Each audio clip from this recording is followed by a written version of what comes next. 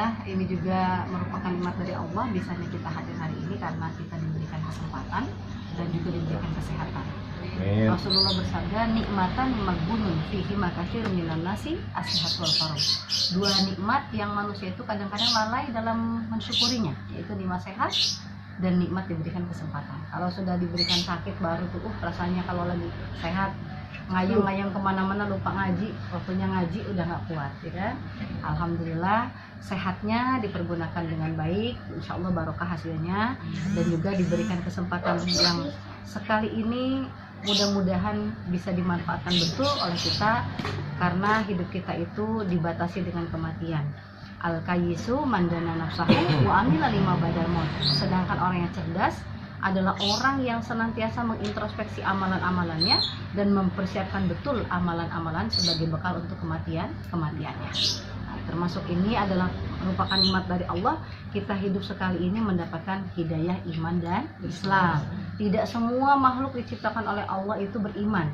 Imma kafuron wa imma musliman. Ada yang muslim dan ada yang kafir. Nah, kita kok dibilang keturunan wali ya tidak, ya. Keturunan kiai ya mungkin ada beberapa yang keturunan kiai. Keturunan nabi ya jauh, tapi kok kita diberikan hidayah.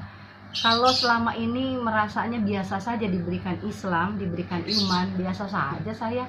Harusnya saking syukurnya itu ibarat kata kita sedang menggendong lemari yang beratnya itu berkali-kali lipat dari badan kita. Nikmat hidayah itu kalau Allah menghendaki bisa saja netep sama diri kita sampai ajal mati, dan bisa juga hilang. Dan tidak ada yang menjamin. Mungkin kita pernah punya temen dulunya sama-sama ngaji, sama-sama sekolah, tahu-tahu dengernya murtad, ya. Atau kebalikan, dulunya bukan orang muslim, tiba-tiba mu'alaf, bahkan lebih soleh daripada yang sudah Islam dari lahir, gitu ya. Kenapa? Karena hidayah itu betul-betul murni pemberiannya dari Allah Subhanahu wa Ta'ala. Nabi Muhammad boleh saja wafat, boleh saja meninggal dengan segala budi pekertinya, dengan segala ilmunya, dengan segala amal solehnya, tetapi hidayah tetap berjalan. Maka siapapun yang menjadikan Al-Quran sebagai pedoman hidupnya, dia berada di jalan yang benar. Dan menetapnya hidayah pada diri kita itu tentu adalah pilihan dari Allah. Maka kita syukuri betul-betul, terima kasih ya Allah, kami hidup dalam keadaan iman, dikumpulkan beserta orang-orang yang soleh, dan wafatkanlah kami dalam keimanan, dan kumpulkan kembali kami beserta orang-orang yang soleh. Yang keduanya, sholat beserta salam tentu kita haturkan kepada Nabi besar kita, Nabi Muhammad SAW. Agama Islam ini tidak turun dari langit, ya, tapi melalui perjuangan Nabi Muhammad, melalui malaikat Jibril pertamanya. Nabi Muhammad didatangi malaikat Jibril yang rupanya itu betul-betul malaikat, bukan rupa manusia. Sampai Nabi Muhammad itu sakit, menggigil, meriang, sampai pulang ke Ibu Khadijah itu, zamiluni, selimuti saya ya Allah, wahai Ibu Khadijah, saya bertemu makhluk yang belum pernah saya lihat sebelumnya. Saking menggigilnya sampai Rasul itu sakit. Dan ternyata Ibu Khadijah adalah orang yang cerdas. Beliau mendatangi Waraqah bin Naufal, seorang pendeta yang kebetulan masih pamannya, pendeta Nasrani yang saat itu berimannya kepada Allah dan mengikuti syariat Isa. Dikatakanlah kepada Nabi Muhammad bahwa engkau adalah orang yang baik, bukan pemutus silaturahim, engkau senantiasa menjalin kekerabatan dengan siapapun, engkau adalah penyambung antara fakir miskin duafa dengan orang aginya, sehingga tidak perlu dikhawatirkan, orang yang datang kepadamu adalah malaikat Jibril. Lalu malaikat Waraqah mengatakan, engkau akan diusir dari kampung halamanmu oleh sukumu sendiri, engkau akan diperangi. Belum jadi nabi itu sudah berat bebannya. Jadi Rasulullah itu berat sekali, bahkan berat. Mungkin kalau sekarang ada netizen, ya, zaman dulu ada netizen misalnya, aduh, ngajakin Rasulullah, ngajakin ngalor ngidul 13 tahun, mau sholat yang bener-bener terbuka, ngaji baca Quran terbuka, nggak bisa. 13 tahun itu penuh perjuangan. Rasulullah sampai akhirnya terusir dari negeri sendiri, pergi ke kota Madinah. Dan di Madinah alhamdulillah Allah memberikan kasih sayang kepada orang-orang Ansor, rasa yang sangat baik penerimaannya kepada kaum muhajirin, sehingga perjuangan beliau dimulailah dari kota Madinatul Munawwarah. Disitulah pusat peradaban Islam, yang mudah-mudahan teman-teman semua di sini, katanya ada temennya yang sudah bolak-balik pergi umroh. Mudah-mudahan kita bisa bisa mengikuti jejak sejarah Islam, ya.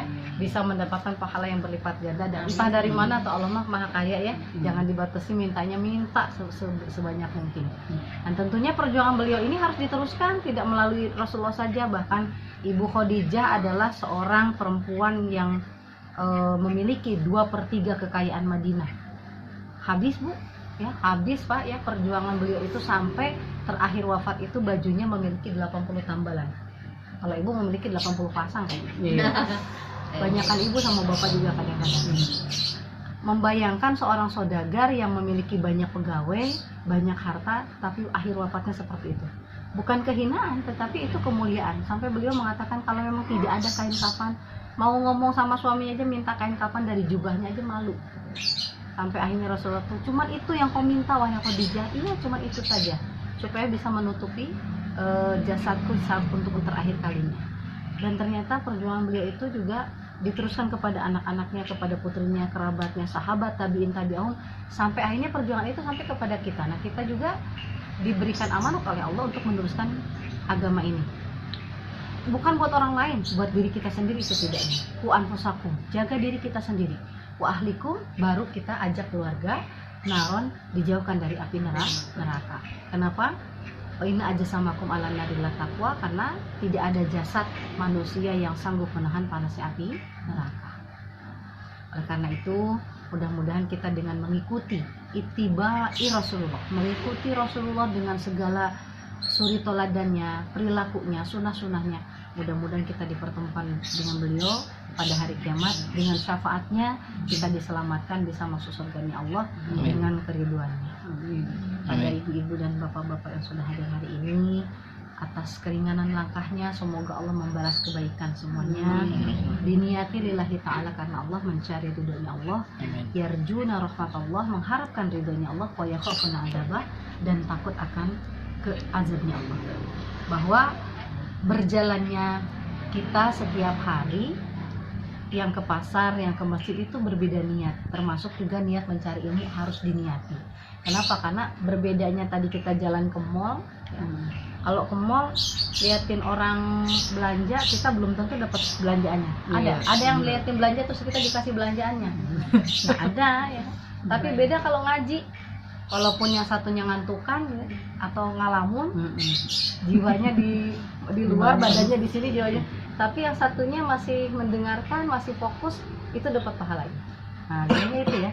Maka dengan mendatangi pengajian ini, satu, malaikat membentangkan sayapnya timur dan barat, ridhon li thalabil ilmi, karena senang terhadap orang-orang yang mencari ilmu.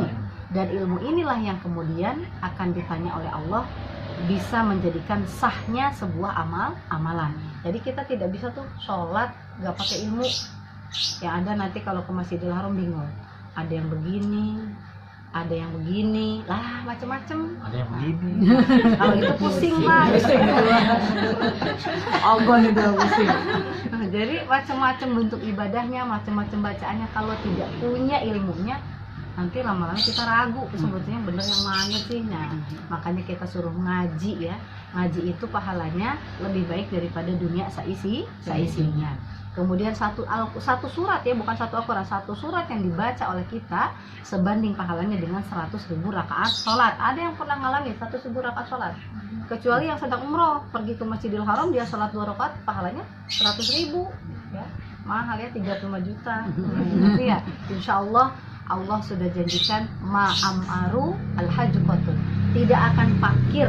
Jadi kalau di Indonesia orang pengen kaya sampai jadi babi ngepet, itu kan belum tentu kayanya ya. Jagain lilin, ibunya jagain lilin, bapaknya jadi babi ngepet, belum tentu kaya. Tapi kalau haji dan umrah sudah dipastikan orang itu kaya. Jadi kalau ada orang pergi ke sana, saya jangan minta kaya di sana, sudah dipastikan kaya, nanti malah banyak hisabannya. Minta hasanah. Rabbana atina fid dunya hasanah. Kaya kalau nggak hasanah buat apa? Banyak orang kaya arogan, betul kan? Kaya itu yang baik. Wafil akhirati hasanah, di akhirat juga baik. Waqina adzabannar, dan jagalah kami dari api neraka. Mudah-mudahan kita dapat pahalanya. Semua yang kita lakukan sudah pasti ada catatannya. Allah tidak akan mengurangi sedikit pun. Bahkan mungkin kita sudah melupakan amalan tersebut. Semua akan didatangkan tanpa ada yang dikurangi, tanpa ada yang dizolimi. Mudah-mudahan Allah memberikan keberkahan. Kita akan buka surat Hud, surat nomor 11 ayat pertama.